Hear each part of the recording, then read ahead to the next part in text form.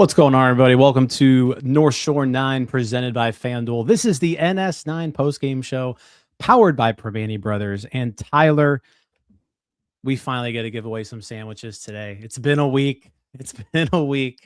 But the Pirates demolish the first place Reds 9-1.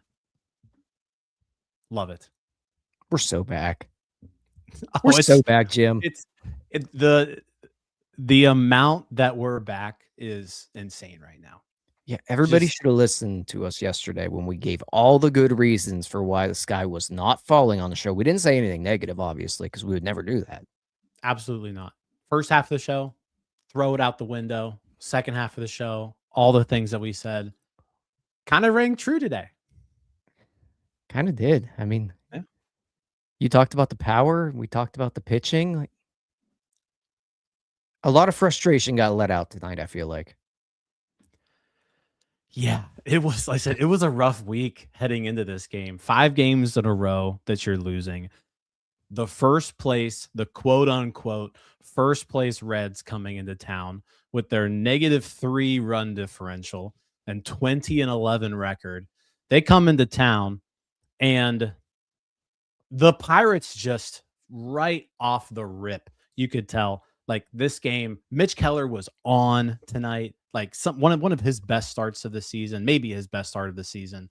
He was getting swings and misses. He was throwing strikes. He goes 7 innings. The Pirates got to Brady Singer early. Scored in the first inning, scored in the third, scored in the fifth, scored in the sixth. Like just, it was a relentless onslaught by the offense. And Mitch Keller, if there was one thing that like we've always kind of knocked Mitch Keller for, is like when the Pirates score, he gives it back. Pirates score, he gives it back. He didn't do it today. Like the Pirates scored and Keller just kept throwing up those zeros. And it ended up leading to a 9-1 win. So yeah, get your hashtag Raisinson. We're giving away some sandwiches tonight. Yeah, the Pirates just came out, punched the Reds in the mouth. And then while they were laying there, they stepped on their throat. It's the way you have to do it.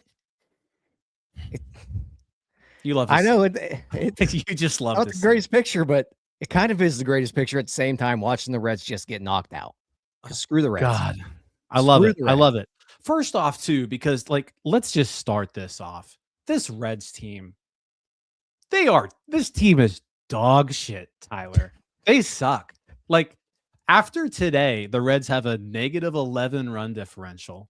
After today, the Reds are 2-6 against teams over 500. Just the biggest, most fraudulent first place team to ever exist. You look at this lineup, it's just littered with trash. Trash, Tyler.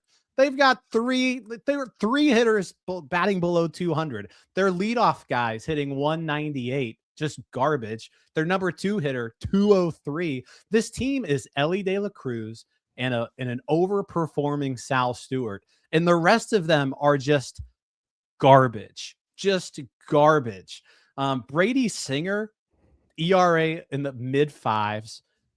They bring in this dude to make his major league debut, Zachary Maxwell. And I think they just found him sitting around in like a Dayton, Ohio Skyline Chili's.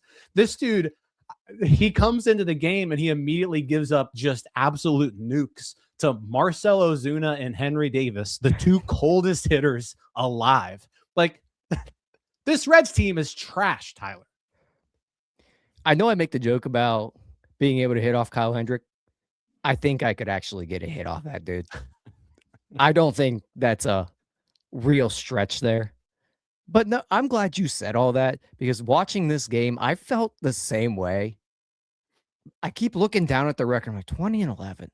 And then I watch them just whiff through another baseball and another no-name come up to bat and whiff through another baseball. I'm like, 20-11. This team's terrible.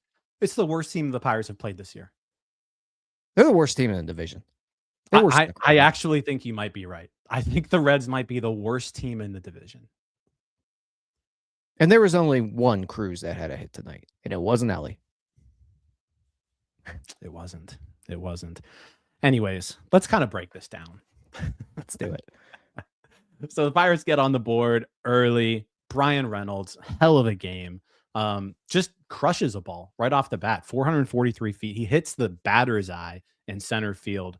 I believe that was his 4th home run of the year. And it's nice to see him going. He's been drawing a ton of walks this season, but he hasn't really been hitting the ball a whole lot.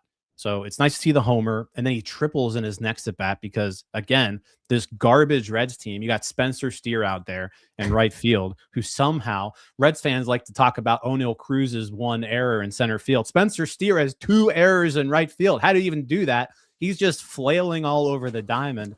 And Bryan Reynolds, who, again, not very fast, just waltzes into third base with an easy triple. I thought Reynolds was going to get a cycle today after 3 innings.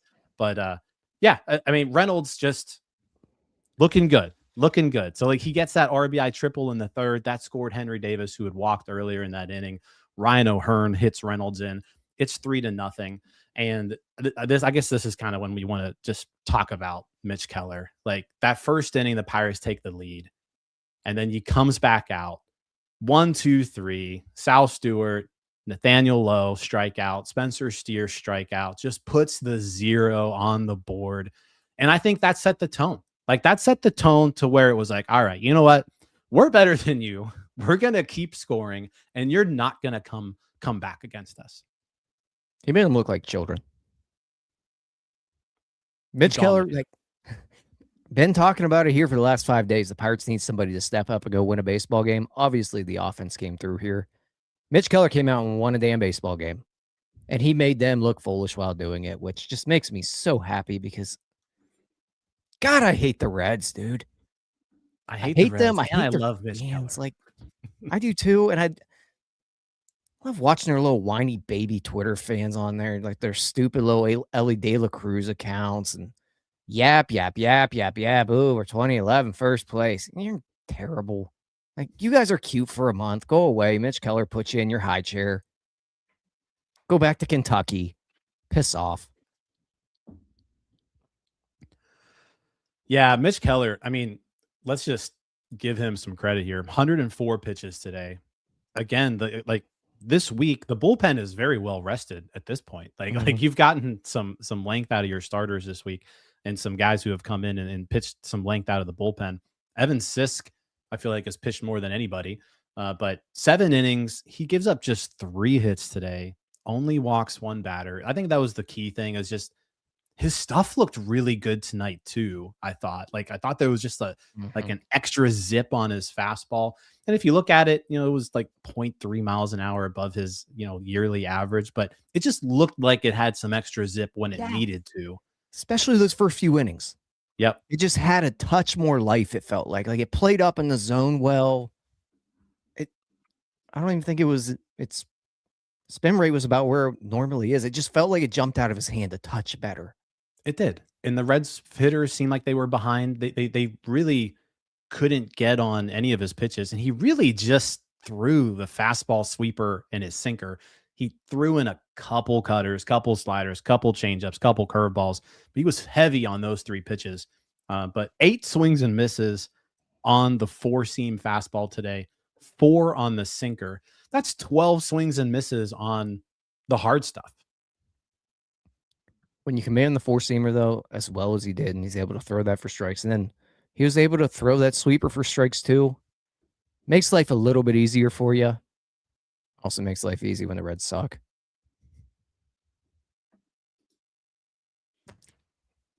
Yeah, I mean, like I said, he just dominated the lineup. I said used all of his pitches, used 7 different pitches, but like I said, was heavy on those 3. Talked about the 3rd inning. Bryan Reynolds with the triple. That was a 2-out triple, by the way. O'Hearn hits him in 3-0. Nick Gonzalez, another base hit too. Nick Gonzalez, Tyler, was 3 for 4 today. Batting average up to 333 on the year. His OPS is up to 765. Is this, and I know it's early, but like, is Nick Gonzalez finally like turning into the player we kind of all hoped and wished he would become? I mean, there's a lot of batted ball luck here, but I do think he's hitting the ball very hard at this point.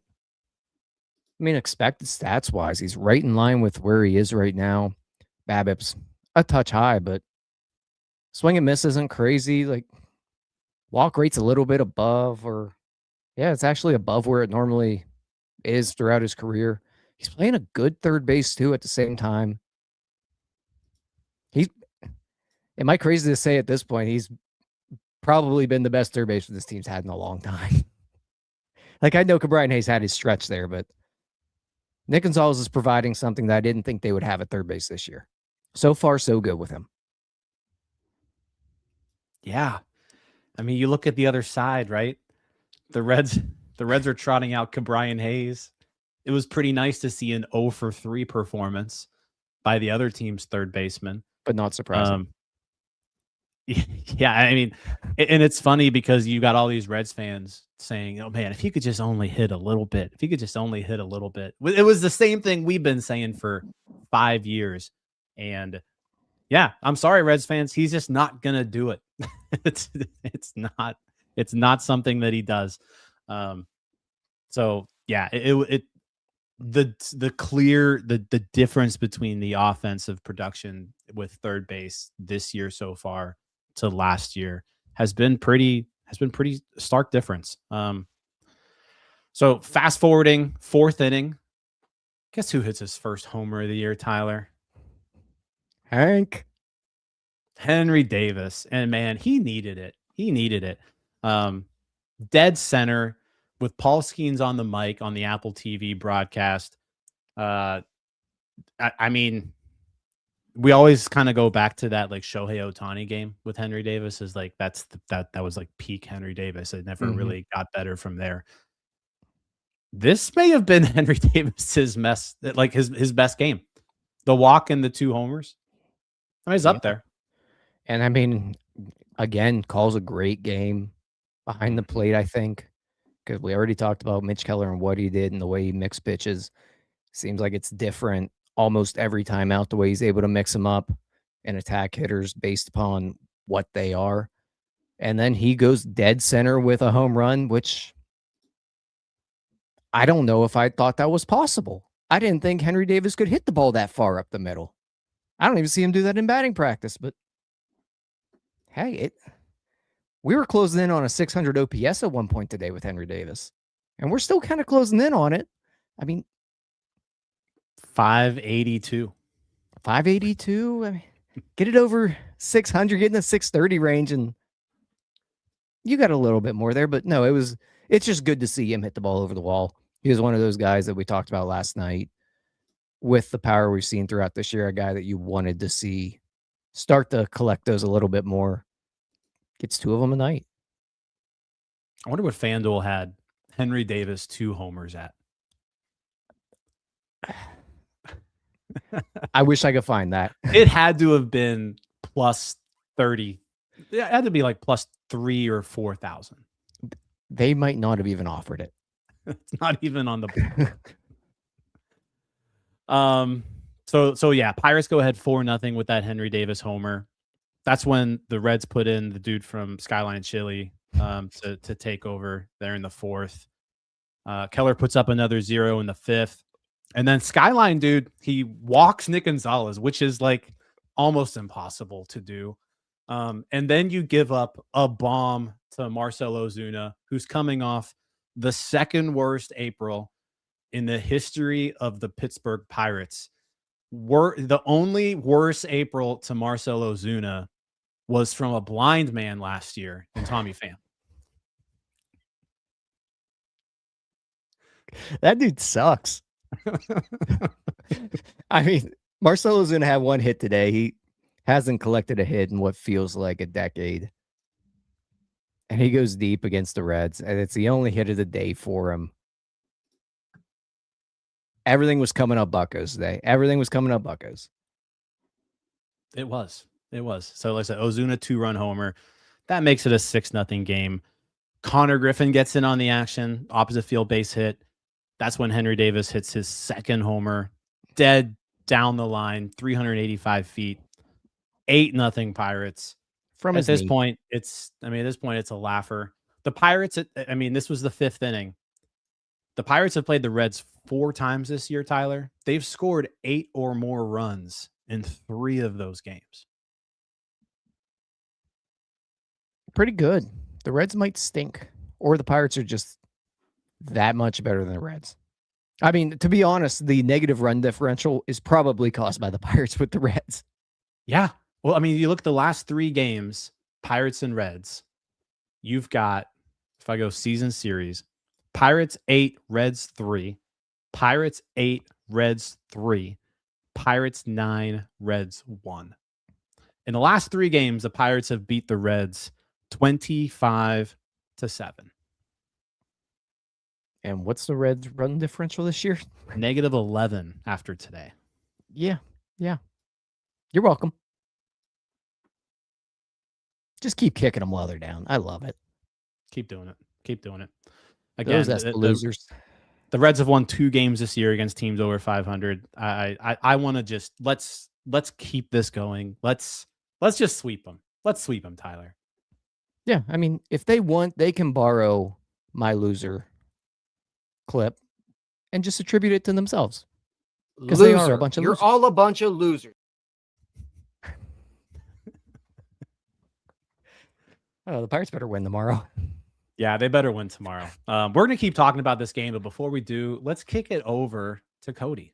This episode is brought to you by IQ Bar, our exclusive snack hydration sponsor. IQ Bar protein bars, IQ Mix hydration mixes, and IQ Joe mushroom coffees are the delicious, low-sugar, brain and body fuel you need to win your day. The Ultimate Sampler Pack is a great way for you to try all IQ Bar products and flavors. You get 9 IQ bars, 8 IQ Mix sticks, and 4 IQ Joe sticks. All IQ Bar products are clean label certified and entirely free from gluten, dairy, soy, GMOs, and artificial ingredients. With over 20,000 5-star reviews and counting, more people than ever are fueling their lifestyles with IQ Bar's brain and body boosting bars, hydration mixes, and mushroom coffees. The Ultimate Sampler Pack includes all 3.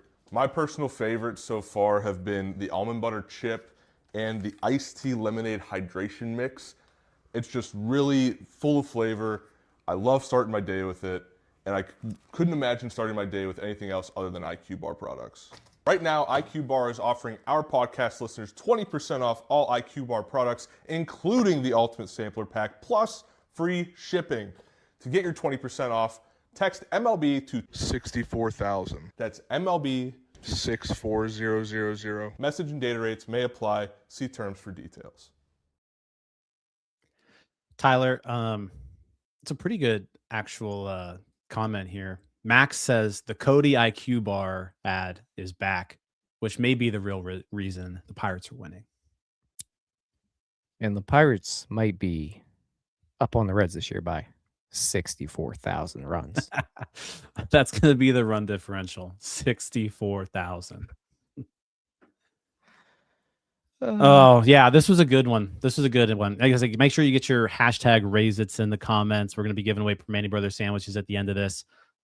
We left off kind of just the game recap there in the 5th. The Reds do get a run in the 5th inning. TJ Friedel, leadoff double. Ellie De La Snooze, RBI ground out and during his 0-for-4 performance. So he at least, gets a stat on the board in the 9-1 loss by his team. But again, that was the only blip on the radar for Mitch Keller. Yeah, he was just awesome all night long. Gave them innings that they probably need a little bit just to make sure you have your bullpen at full strength here this weekend, even though they probably shouldn't need them because the Reds stink. But just in case they do need them, they're all available. And Mitch Keller comes through as a stopper. You got to love what you saw out of him tonight. Yeah, I thought they were going to take him out after 6, especially because in the bottom of the 6th, the Pirates kind of made some more stuff happen. Ryan O'Hearn base hit, Nick Gonzalez another hit, Spencer Horwitz draws a walk, Connor Griffin RBI walk with the bases loaded. So like that 6th inning lasted a while, and I was like, I think he was at 88 pitches at this point after 6. Don Kelly puts him back out for the 7th. And he gets Nathaniel Lowe on a fly out, Spencer Steer with a base hit, but then gets Blade, gets Stevenson. And yeah, I mean, a 7-inning outing for Mitch Keller. We talked about it earlier, but just you needed somebody we talk about how this team is built to like not go on streaks like this. Mhm. And it's because of the pitching and what they can do for you. The last time the Pirates won a game was when Mitch Keller started against the Brewers on Saturday, April 25th. They lost the next 5 because they kind of gave everybody an extra off day. Keller comes back in, wins the game again. That's twice in the last 3 starts for Mitch Keller where he's gone out and he's given you 7 strong innings. Yeah. And you just see the veteran presence with him as well. Like being the stopper here today, but not only that, you saw the brain behind it as well, just kind of gearing down as the Pirates built the lead, knowing that, you know what, I just need to get through this here. I can just throw strikes. We have a big enough lead. I don't need to strike everyone out. I can pile some innings up here, save the bullpen. You don't have to beat everyone yourself there. And you saw him do it. Like, just get some weak contact, let him put the ball in play, and let me go deep in this thing. Yeah. Great outing. You needed that from him. And now you still have a fully rested back end of your bullpen going into the weekend in a big series. As I said, win this series. Freaking sweep them, Tyler. Like, I want to bury these guys. Like, you need to show this Reds team that they are just straight up frauds, because I don't understand how they are 20-11. On the broadcast, even they were talking about how this Reds bullpen. The Reds bullpen. They finally have a good bullpen. Tyler, this Reds bullpen has an ERA of 3.44. Somehow they're walking almost 6 batters every 9 innings. They have a FIP of 4.49, an expected ERA of almost 5. Like, this team is just waiting to crumble. And like, I would love to be the team to just make them start this downward slide that they are eventually going to go on. So like, let's just pour it on these guys. Be the Rays from a few years ago when the Pirates went down to Tampa Bay and you and Doug just brought the curse with you, where the Pirates just crumbled after that Rays series. The Pirates have an opportunity to do that to the Reds right now because they're in similar positions. The Reds are not very good. They're playing above their head. The Pirates can make it fall apart real quick for that team. Yeah. Yeah. Let's, like I said, let's bury him. Bury him.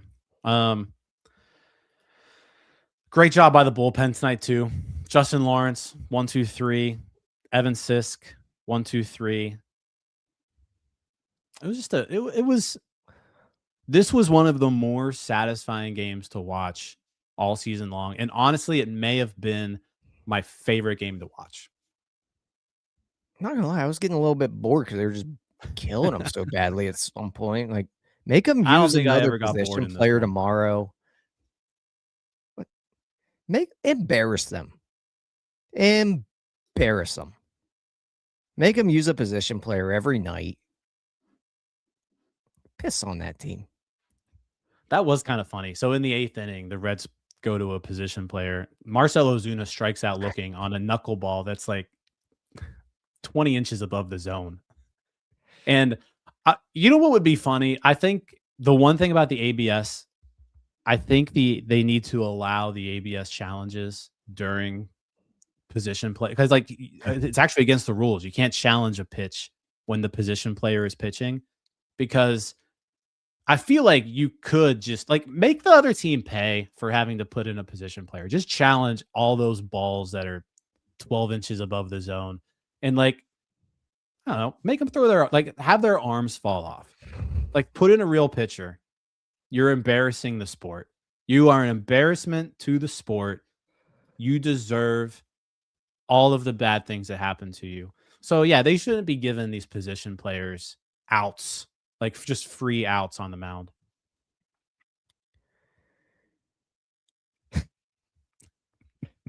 I mean, I don't even know how to respond to that. Like, at that point, I was good to go, but Knuckleball was kind of cool. I will give him that, but I kind of wish he did have a good knuckleball. That was pretty. Pretty solid. Yeah, I do wish that someone would have taken him deep and just put double digits on the board. I wanted to see Ozuna homer again. I wanted to see Nick Gonzalez finally get one. Yeah, but Connor getting a cheap homer would have been fun too. Yeah, it was a good opportunity to pad some stats, and they didn't get to do it. No. They'll get enough chances throughout this crappy pitching staff this weekend. Yeah.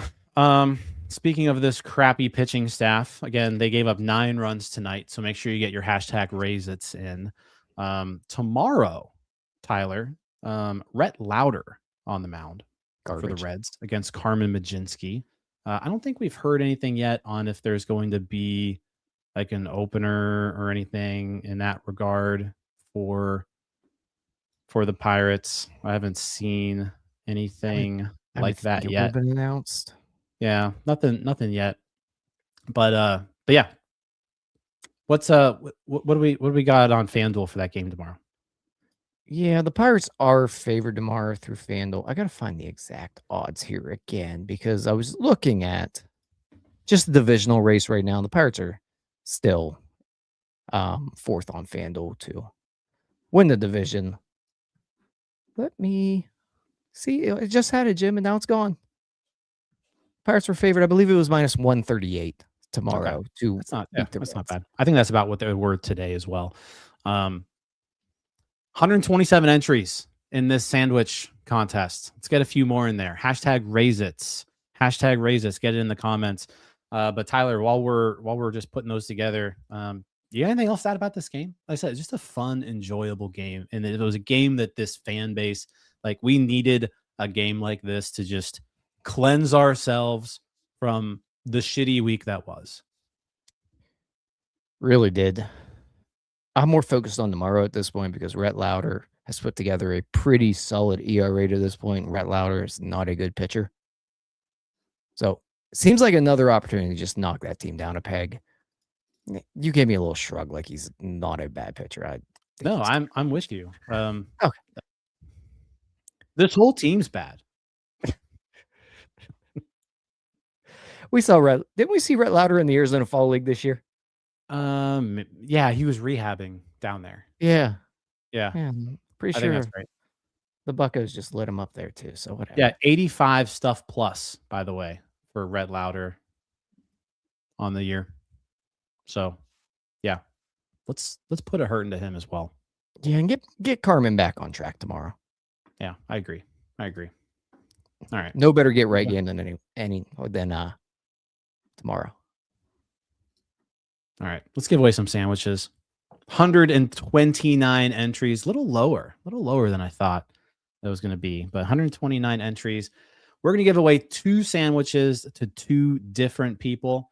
So best of luck. If you win, email us at northshore9@gmail.com. We're going to need the email address associated with your Permani Brothers account, and we'll get those sandwiches loaded for you. First winner is MLB Front Office 1782. Congratulations, MLB Front Office. Who knows? Maybe that's Ben Charrington, Tyler. It could be. Congratulations, Ben. Could be Ben winning some free sandwiches. So we're going to pick a second winner. And winner number 2 is O-Trips 12. O-Trips. Congratulations. I think he got that raised in super late too. I just see it in the comments there. But, and I'm happy for you that you said it correctly because I believe last night DiNardo called him Q-Trips. Q-Trips. Okay. Yeah, that's definitely an O. So that's a guy, Nardo. Yep. Anyways, Pirates win 9-1. They are now on the year 17-16. 5-game losing streak's over. We've never been more back, Tyler. Let's keep winning. Tomorrow, the game is at 4:05. I think it's supposed to be another cold one tomorrow. Cold, wet, rainy. But hey, the Reds didn't really seem to like that weather today. So yeah, let's put it on them. Yeah, 39 degrees today. They're a bunch of sissies. Bury them. All right, guys. Like the video. Subscribe to the page.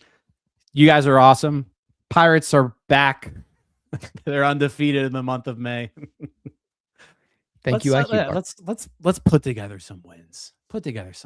Let's put together 64,000 wins. Let's do it. All right, guys. I'll catch y'all later. Let's go Bucks. Peace out, Girl Scouts.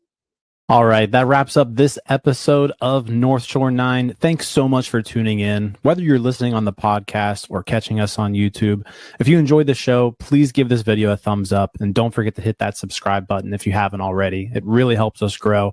And if you're listening on the podcast, a quick review goes a long way in helping others find the show. Plus, be sure to tell a friend about us. There's always room for more here in the NS9 community.